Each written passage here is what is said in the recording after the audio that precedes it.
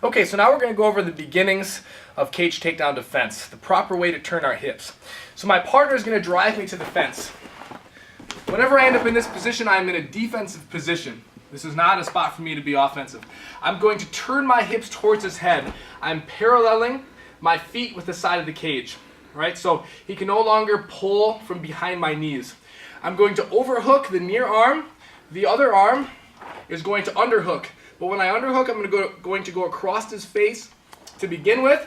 Underhooking, I want my level to be at the same level as him. So if he was lower than me, I would spread my legs a little bit farther to get to his level. Now from here, I'm going to jack him up. I want to bring him back up so we're standing straight. Still, my hips are turned off the fence.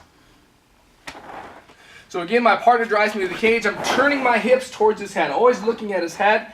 I overhook the near arm. The other arm is going to underhook, going across his face. Our upper bodies are at the same level. From here, I'm going to jack him up to my level. But my hips are still turned. I'm never going square. My hips are turned, feet are parallel to the cage.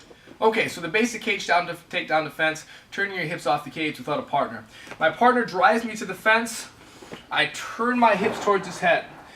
When he drives me, I'm overhooking his near arm. His other arm is going to underhook, going underneath of his face and his arm. If you were lower than me, I'd spread my legs even wider. I need my upper body to be at the same level as his. And I'm going to jack him up to me.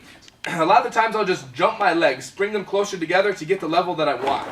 I jump up, bring him up to my level. But my hips, my feet still stay the same. I'm controlling his upper body, making sure that he's not lower than me.